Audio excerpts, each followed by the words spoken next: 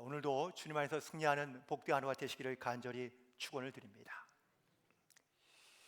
저희들이 좀 어릴 때에는 동요를 많이 불렀습니다.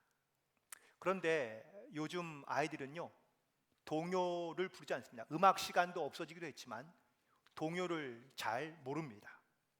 그런데 우리가 어릴 적에 불렀던 이 동요를 가만히 곱씹어 보니까 놀라운 예언의 비밀이 담겨져 있더라고요. 예를 들어서 엄마야 누나야 강변 살자, 이런 동요 여러분들 기억하시죠? 근데 이 동요를 가만히 보니까 강변, 서울에 강변이 있는데 이 강변 중에 땅을 사놓으면 부자가 된다라는 그런 이야기더라고요. 그리고 기찻길 옆 오막살이 기차 소리 요란해도 아기아기 잘도 단다. 여기에 담겨져 있는 놀라운 비밀은 역세권에 살아라 라는 이야기입니다. 동구박 과수원길 아카시아 꽃이 활짝 폈네 라는 이 말 보면은 그린벨트를 잘 풀리면 그러면 대박 날 수 있다라는 이야기고요. 특별히 두꺼봐 헌집 줄게 새집 다오 라는 이 말은 어떤 말일까요? 재건축 되는 데를 들어가라. 그러면 아마 잘 풀리면 잘 살 수 있을 것이다 라고 이렇게 이야기하고 있다라는 것이죠. 물론 우리가 좀 우스갯소리긴 하지만 우리의 지금의 현실을 바라보면 좀 답답하거나 어려울 때가 분명히 있습니다. 그러나 우리 가운데 무언가 믿음에 대한 소망과 기대를 가지고 살아가면 그 믿음이 혹은 그 소망이 우리를 어떻게 이끌어가게 될지 사실 우리는 아직은 알 수 없다라는 것이겠죠. 장인어른 장례를 치르면서 늘 제 마음 가운데 있던 질문이 또 하나 다시 물어보게 되었습니다. 믿음, 우리가 다 믿음을 갖고 있는데 과연 이 믿는다는 것이 과연 무엇일까?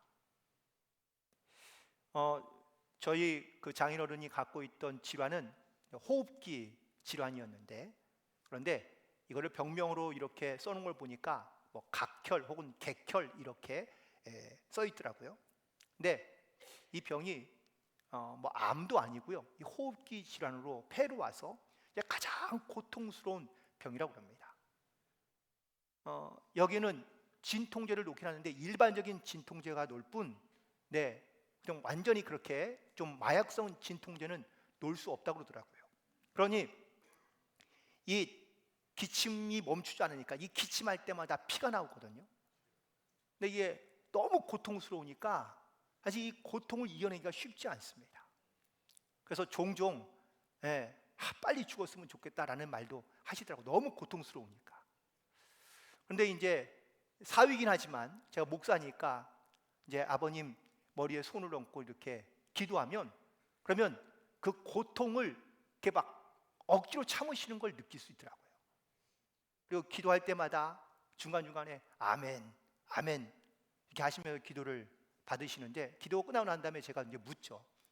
아버님, 구원의 확신이 있으시죠? 아멘. 아버님, 하나님 나라를 믿으시고 또한 그 영원한 생명이 있음을 믿으시죠? 아멘. 대답하실 때마다 이 고통 중에서도 이 구원의 확신을 끝까지 붙잡고 계시는구나 라는 그러한 마음이 들어서 좀 안심은 되었습니다. 로마서 10장 10절에 있는 말씀에 보면 사람이 마음으로 믿어 의에 이르고 입으로 시인하여 구원에 이른다고 말씀하고 있습니다. 여기서 말하는 믿음은 내 맡긴다 혹은 의지한다 라는 뜻입니다. 우리가 믿는다고 말한다는 것은, 내가 믿고 있다고 말하는 것은 내 모든 것을 다 내 맡긴다 라는 의미를 갖고 있다는 겁니다.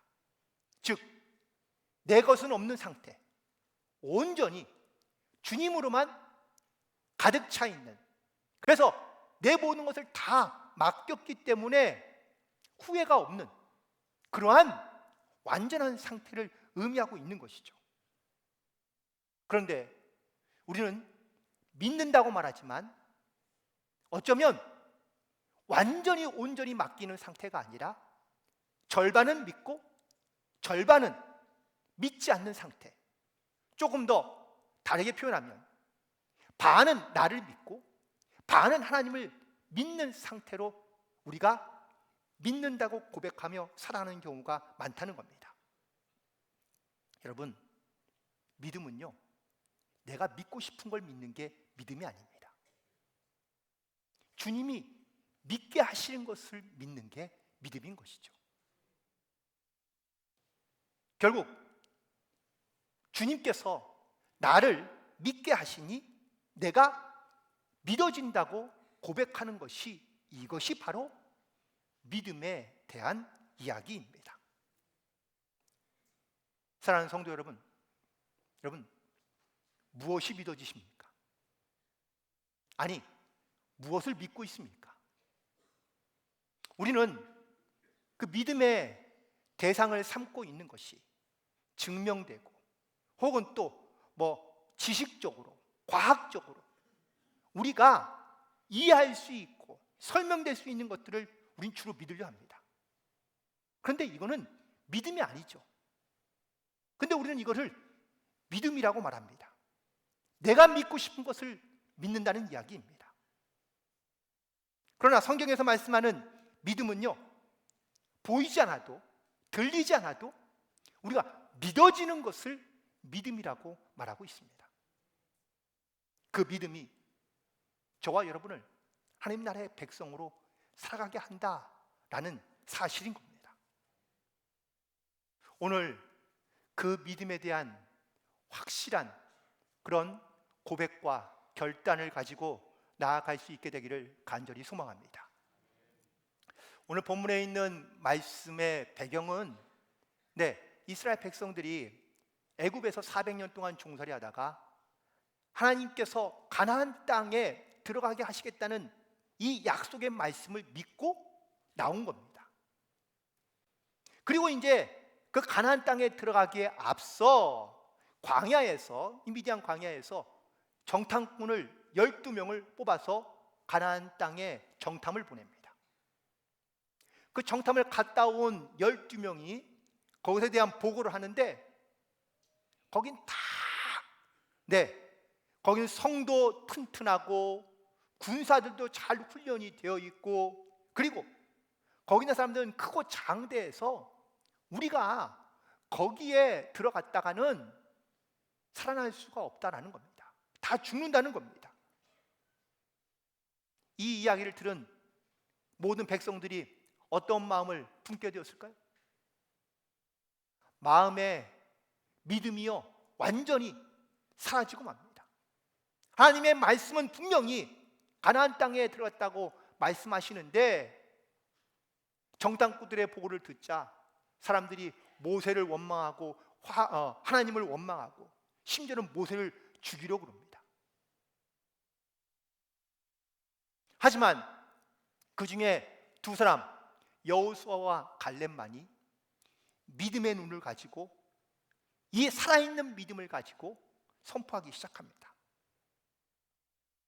그래서 오늘 말씀의 제목을 믿음은 명사가 아니라 동사이어야 한다라고 이렇게 말씀하고 있는데, 정했는데, 오늘 이 말씀을 통하여 우리의 믿음이 멈추어 있거나 혹은 또 머물러 있는 믿음이 아니라 살아서 움직이며 앞으로 나아가는 그런 동사형 믿음으로 나아가는 우리 모두가 되기를 간절히 소망합니다. 그래서 첫 번째, 우리의 눈은요, 믿음의 눈으로 바라봐야 한다라는 사실입니다.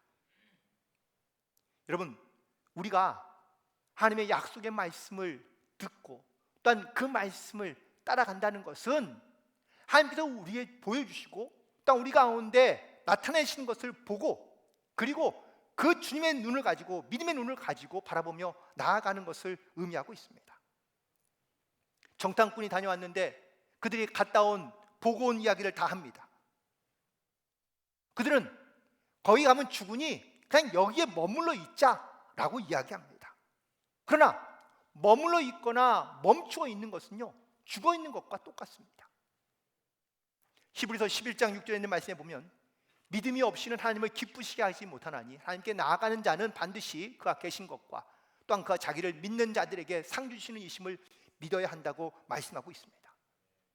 여러분, 믿음의 눈을 가지고 바라보는 것과 믿음의 눈을 갖지 않고 바라보는 것은요, 너무나 큰 차이가 있습니다. 믿음의 눈이 없이 바라보는 정탐꾼들의 보고는 어떻습니까? 성들이 높아서 못 간다는 겁니다. 잘 훈련된 군사들이 있어서 보나마나 우리는 상대가 안 된다는 겁니다. 상대의 무기가 너무 좋아서 우리가 전쟁에 결코 이길 수 없다라고 이야기합니다. 그런데 믿음의 눈을 가지고 바라보는 여호수아와 갈렙은 말합니다. 아무리 성이 견고하고 잘 훈련된 군사가 있어도 하나님께서 무너뜨리면 쉽게 순식간에 무너질 수 있다는 겁니다. 그래서 믿음의 눈을 가지고 믿음으로 앞서 우리가 나아가자라고 말합니다. 어느 목사님의 간증인데요, 원래 그 집안은, 아버지 어머니는 아주 독실한 불교 신자였다고 합니다. 그런데 아들을 셋을 낳았는데 세 명이 다 똑같이 100일도 되기 전에 다 병으로 죽더랍니다. 넷째를 낳았는데 이 넷째도 100일쯤 되니까 애가 시름시름 앓는 거예요. 그런데 이 이야기를 알고 있는 어느 주변의 분이, 어떤 분이 예수를 믿으면 이 저주가 끊어질 수 있다고 이야기하는 걸 아버지가 듣고 와서 어머니에게 우리가 이제부터 좀 교회를 나가자, 예수를 믿어보자 라고 얘기하니까 그 어머니가 한다는 말이, 우리 이혼해요. 예수를 믿을 거면 이혼하자는 겁니다. 그러고 난 다음에 그날 밤에 잤는데 꿈을 꿨는데 꿈 가운데 큰 회오리 바람이 3번을 불더니 다 날아가더랍니다. 그리고 잠이 깼는데 도대체 이 꿈이 뭘까라는 것을 생각해 보니 그 회오리 바람이 3번 날아간 것은 자기의 죽은 아들 셋이었던 거죠. 그리고 이 남아있는 이 아들, 넷째 아들을 살리기 위해서는 내가 예수를 믿어봐야 되겠다라는 결심이 섰더랍니다. 그래서 그때부터 교회를 다니기 시작했는데 그 넷째 아들은 죽지 않고 건강하게 잘 자라게 된 거죠. 그리고 그분이 목사가 되었습니다. 그분이 간증하는 이야기고, 자기 밑으로 남동생이 셋이 더 생기고 딸이 하나, 여동생이 하나 생겼는데 이 남동생들이 다 목사가 되었다는 거예요. 그러면서 정말 그 식구들 가운데 정말 믿음으로 하나님을 바라보며 살아가는 그러한 삶을 살게 되었다라는 겁니다. 여러분, 믿음이 있으나 행함이 없으면 죽은 믿음이라고 말씀하고 있습니다. 반대로 행함은 있으나 믿음이 없다면 그건 과연 뭘까요? 그건 도덕적, 윤리적 의무를 다하는 것과 다를 바가 없습니다. 여러분, 믿음은 명사가 아니라 동사입니다. 믿음은 바라보는 것이고, 그리고 바라보는 것을 향해 우리가 움직여 가는 것을 우리가 믿음이라고 말할 수 있습니다. 따라서 믿음의 눈을 가지고 믿음의 눈으로 바라보고 끝까지 그 주님을 향해 나아갈 수 있는 그러한 저와 여러분이 되기를 간절히 소망합니다. 그리고 두 번째, 믿음은 바로 믿음으로 말하는 것입니다. 여러분, 믿음은요, 생각이 아닙니다. 믿음은 움직여 나아가는 겁니다. 그리고 내 입에서 믿음의 말로 나와야 한다는 겁니다. 여호수아와 갈렙은 믿음의 말을 하였습니다. 다른 사람들은 이구동성으로 부정적인 말을 하였지만 여호수아와 갈렙은 말합니다. 우리가 올라가서 그 땅을 취하자. 우리가 능히 이길 수 있다. 그 땅은 아름다운 땅인데 하나님이 기뻐하시면 우리를 그곳을 인도하실 것이고 그 땅을 우리에게 주실 것이다. 그 여호와를 거역하지 말고 또한 우리가 함께 올라가서 그 땅을 차지하자라고 선포합니다. 하지만 이런 그들의 말에도 다른 이스라엘 백성들은요, 부정적인 말을 듣습니다. 그리고 결국은 그들은 광야에서 머무르게 됩니다. 40년을 광야에서 머무르다가 그리고 그들은 다 광야에서 죽고요. 이 가나안 땅에 들어간 애굽에서 나온 사람은 오직 두 사람뿐, 여호수아와 갈렙뿐입니다. 미국의 뉴저지에 가면은 아주 유명한 프린스턴 대학이 있습니다. 여기도 신학교가 있는데 그 신학교 어느 교수 중에 한 분인데, 이 신학교다 보니 학교에서 채플 시간이 있습니다. 예배 드리는 시간이 따로 있는데, 그런데 이 신학 교수는요, 찬양 시간이 되면 입도 뻥끗 안 합니다. 이유는 음치에 박칩니다. 그래가지고 찬양할 때가 되면 입을 딱 다물고 아무 노래도 부르지 않습니다. 찬양을 하지 않습니다. 왜냐하면 음치가 박치가 이게 티가 나면 얼마나 창피합니까? 그래서 이 교수가 소문나기를 음치 교수로 소문난 겁니다. 그런데 어느 날 이 교수가 채플 시간에 저기 앞에 앉아가지고는 박자도 음정도 틀린데 계속 큰 소리로 찬양하는 겁니다.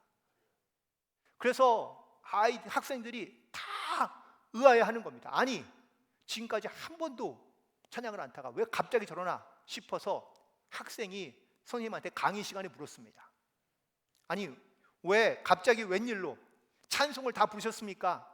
라고 묻자 그 교수가 이야기했는데, 내가 꿈을 꿨는데 하늘나라에 올라갔는데 천국의 문이 보이길래 그 문을 두드렸다고 그럽니다. 그러자 베드로가 얼굴을 빼꼼 내밀고 누구냐고 묻길래 나는 누구고 나는 어려서부터 신앙생활을 이렇게 잘 해왔고 또 지금은 신학대학의 교수로 있다라고 이렇게 얘기했더니 베드로가 책을 다 펼쳐보면서 하는 말이, 공부는 많이 해서 아는 건 많은데 하나님께 찬양 돌리는 기록은 없네.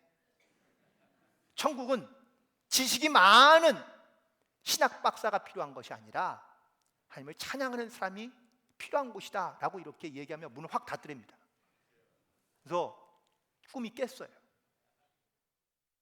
돌아보니까 자기는 배운 건 많고 혹은 또 신학을 가르치는 학자이긴 하지만 자기가 음치에 박치기 때문에 이게 너무 부끄럽게 여겨서 하나님을 찬양하는 일을 멀리했던 건 사실이거든요. 그래서 그때부터 그가 예배당에 나와서 예배 드릴 때마다 음치고 박치긴 하지만 하나님께 찬양 드리는 삶을 살기로 결단했다는 겁니다. 여러분, 우리가 정말 하나님을 찬양하고 하나님을 예배하는 일에 물론 우리의 부족함이 있을 수 있긴 하지만 우리가 말로든 혹은 또한 우리의 모습으로든 하나님 앞에 온전한 예배자로서 나아갈 수 있게 되기를 간절히 소망합니다. 그리고 세 번째, 믿음으로 우리는 점령해야 된다라는 사실입니다. 말씀드린 대로 광야에서 머물러던 모든 사람들은 다 광야에서 죽었습니다. 유일하게 가나안 땅에 들어간 사람은 여호수아와 갈렙뿐이었는데요. 그런데 이들은 이 가나안 땅을 정복할 때 그들은 한 번도 쉬지 않고 심지어 죽는 날까지 그들은 이 땅을 정복하기 위하여 애쓰고 힘썼던 것을 보게 됩니다. 모세가 죽은 뒤 여호수아가 지도자가 되었습니다. 성경에 보면 이 갈렙이 나이 40대에 가나안 땅을 정탐하러 갔다 왔습니다. 그리고 40년이 지난 그가 85세가 되었을 때 여전히 이 가나안 땅의 정복 전쟁이 끝나지 않았을 때입니다. 그런데 이런 그가 여호수아 앞에 이렇게 고백합니다. 이제 보소서, 여호와께서 이 말씀을 모세에게 이르신 때로부터 이스라엘이 광야에서 행한 이 45년 동안을 여호와께서 말씀하신 대로 나를 생존케 하셨나이다. 건너뛰어서 이 산지를 내게 주소서. 당신도 그날에 들으셨거니와 그곳에는 아낙 사람이 있고 그 성읍들은 크고 견고할지라도 여호와께서 혹시 나와 함께 하시면 내가 필경 여호와의 말씀대로 그들을 쫓아내리이다 라고 고백하고 있습니다. 그의 나이 85세 때의 이야기입니다. 여전히 그는 하나님이 주시는 말씀을 믿고 그리고 믿음으로 선포하며 그리고 앞서 행함으로 나아가고 있는 것을 보게 됩니다. 우리가 어떠한 믿음의 목표를 두고 우리가 나아갈 때마다 우리가 어떠한 믿음의 결단을 가지고 나아가는지, 어떠한 믿음의 고백을 가지고 끝까지 그 믿음을 향해 나아가고 있는지를 우리가 다시 한번 돌아보게 됩니다. 오늘 그 광고 시간에 성경을 필사하신 분의 이름이 박종숙 성도님인데요. 오늘 그분의 간증을 좀 하려고 합니다. 이번 저희 요양원에 계신 분이고요. 지금은 한 75세 정도 되셨습니다. 지난 2009년도 9월 달에 입소하신 분인데 처음에 입소하실 때는 걷지도 못하고 그리고 다시 건강이 아주 악화되어서 오신 분입니다. 그런데 이분은요, 좀 안타깝게도 글을 배운 적이 없어요. 읽지도 못합니다. 그런데 요양원에서 이렇게 예배도 드리고 혹은 또 말씀을 들으면서 그 마음 가운데 믿음이 생기기 시작하고 그러면서 이제 사모하는 마음이 생겼는데 이 성경을 읽을 수도 없고 쓸 수도 없으니 너무 안타까운 거예요. 그래서 건강을 좀 회복하시고 난 다음부터 한글을 배우기 시작했습니다. 그리고 이제 한글을 조금 깨우치고 난 다음에 하신 일이 성경을 필사하는 일이에요. 여기 지금 이제 이렇게 한 10권 정도의 필사하신 노트가 있는데 여기 보면 물론 글씨는 초등학교도 못 나온 글씨가처럼 삐뚤빼뚤하긴 하지만 그래도 그 한글을 깨우치고 난 다음에 성경을 필사하셨고 그리고 지난주에 이 필사를 다 마치셨습니다. 먼저 하나님께 영광을 올려드리고 그리고 정말 이게 믿음으로 자기 영적인 목표를 두고 열심히 나아갔던 우리 박종숙 성도님을 향해서도 또한 격려의 박수를 한번 드렸으면 좋겠습니다.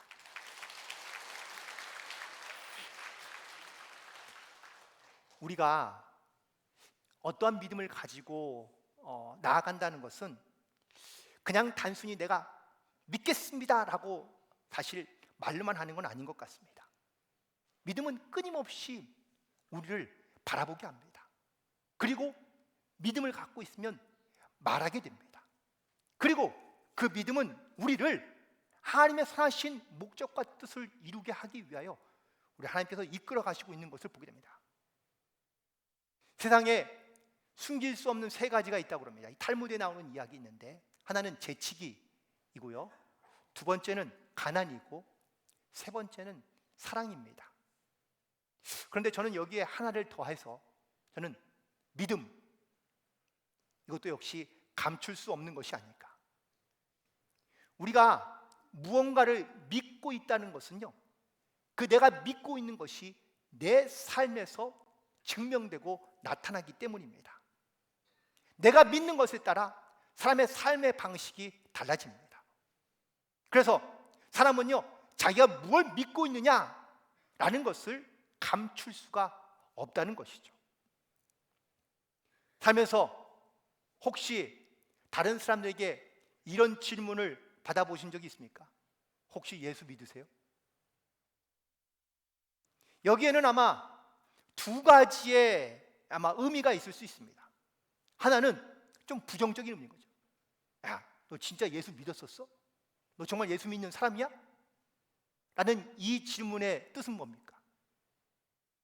내가 믿음을 갖고 살아가지만 그 믿음이 그 사람에게 온전히 예수를 믿는 믿음으로 보여지지 않는다라는 것이죠. 결국 내가 믿고 있는 이 믿음은 다른 사람에게 보여지는 그 믿음 가운데 부끄러운 믿음이 될 수밖에 없다는 겁니다. 또 하나는 정말 당신이 예수를 믿는 사람이냐라고 묻고 있는 이 질문에는 당신이 살아가는 이 모습을 보니, 당신의 믿음을 보니 정말 예수님이 살아계신 것 같다, 예수를 믿고 싶다라는 긍정적인 질문인 것이죠. 다시 말하면 내가 믿음을 가지고 살아가는데 제대로 살아가고 있다라는 증거인 것이죠. 그런 의미에서 봤을 때 믿음은 명사가 아니라 동사인 겁니다. 특별히 우리가 믿음으로 살아가려 할 때마다 어쩌면 완벽하게 살아가는 것을 생각할 수 있습니다. 하지만 하나님은 우리 가운데 완벽하게 살라고 말씀하시지 않습니다. 완벽하지 않아도 좋습니다. 왜냐하면 하나님께서 우리의 연약함을 이미 잘 알고 계시기 때문입니다. 내가 온전하지 않아도 이해하십니다. 오히려 우리를 더 격려하시죠. 낙심하지 마라, 두려워하지 말라, 염려하지 마라. 그래서 힘을 내어 그 길을 더 가게 하시는 것을 볼 수 있습니다. 우리가 과연 무엇을 믿고 살아가고 있습니까? 물질, 능력, 건강. 우리는 이런 것들을 믿음의 대상으로 삼으면 안 됩니다. 그런데 우리는 살아가면서 이런 것들을 믿음의 대상으로 삼으려 할 때가 있습니다. 내가 하나님을 믿긴 하지만 하나님을 믿는 것 말고도 내가 믿고 싶은 것을 믿으려 한다는 것이죠. 우리의 삶에 가장 밑바닥에 깔려 있는 것이 무엇일까? 그건 바로 저는 믿음이라고 생각합니다. 내 인생의 근간이 되는 믿음. 그 믿음은 물론 세상에 대한, 사람에 대한, 하나님에 대한 믿음이 우리가 깔려 있는데 그 믿음이 얼마나 강하고 담대하느냐에 따라서 내 삶을 살아가는데 그 삶의 결과와 결실들이 우리의 모습 속에서 나타나게 한다는 사실이죠. 그리고 그 믿음은 우리의 삶을 움직이게 합니다. 우리가 무엇을 바라보느냐, 우리가 무엇을 말하느냐, 우리가 무엇을 향해 나아가느냐, 이건 명사가 아닙니다. 동사인 겁니다. 믿음으로 움직여가며 내 삶에서 보여질 삶의 증거들을 통하여 내가 하나님의 자녀인 것을 증거하고, 그리고 오늘 그 믿음의 증인으로 살아가 하나님께 영광을 돌리며 나아가는 모든 성도들이 되기를 주님의 이름으로 간절히 축원을 드립니다. 기도하시겠습니다.